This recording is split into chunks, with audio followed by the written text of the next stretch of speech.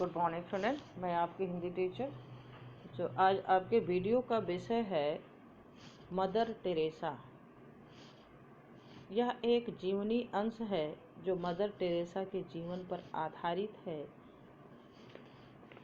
और इस पाठ में मदर टेरेसा के जीवन मूल्यों के बारे में बताया गया है। इसमें यह बताया गया है कि मदर टेरेसा का जन्म 27 अगस्त 1910 को भूतपूर्व यूगोस्लाविया में हुआ था और उनके माता पिता ने उनके बचपन का नाम एग्नेस रखा था। कुछ दिनों के बाद 18 वर्ष की छोटी सी उम्र में एग्नेस यानी कि टेरेसा ने अपने जीवन को धार्मिक प्रवृत्ति का बना लिया, यानी धार्मिक रास्ते पर चल पड़ी और धार्मिक रास्ता अपनाने के बाद उन्होंने अपना नाम बदलकर टेरेसा रखा। नन बनने के बाद, नन माने नर्स, उन्होंने कोलकाता के सेंट मार्गरेट स्कूल में भूगोल की अध्यापिका का कार्य किया और उसी स्कूल में टेरेसा ने लगभग 20 वर्षों तक कार्य किया, अध्यापन कार्य किया और बाद में वहाँ की वो प्रधानाचार्य भी बनी। और इस प्रकार से उनके जीवन में एक अचानक एक घटना घटती है कि उन्होंने कोलकाता के एक अस्पताल के बाहर एक ऐसी महिला को देखा जिसके शरीर में कीड़े पड़े हुए थे। वो महिला बहुत असहाय थी। उस महिला का जब तक जीवित रही उन्होंने उसकी देखभाल किया और इसी देखभाल की इस घटना से मदर टेरेसा बहुत प्रभावित हुई।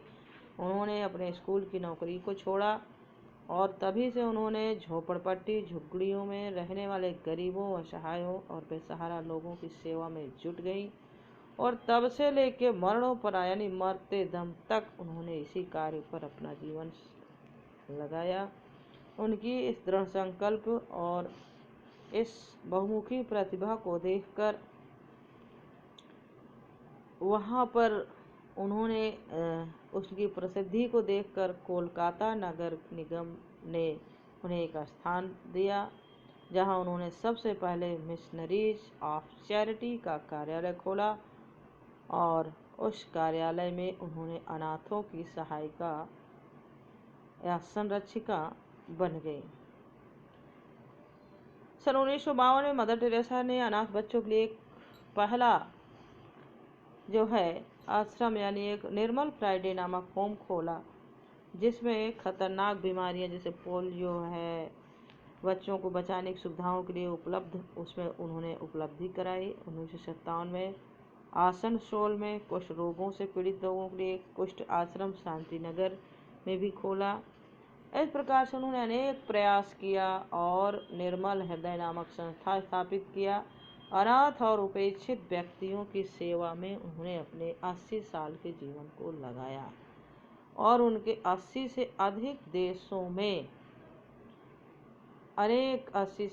देशों में उनके मिशन खुले हुए हैं। केवल भारत में ही 215 चिकित्सालय उनके द्वारा खोले गए जिसमें लगभग 10 लाखों से अधिक लोगों की चिकित्सा प्रायः होती है। इस प्रकार उनको योगदान को देखते हुए भारत सरकार ने उन्हें भारत का सर्वोच्च पुरस्कार भारत रत्न से सम्मानित किया। तो वास्तव में इस प्रकार से मदर टेरेसा एक ऐसी महिला थी जिनका जीवन जो है सच्चे अर्थों में दीन दुखी की सेवा में अपना सारा जीवन है समर्पित किया।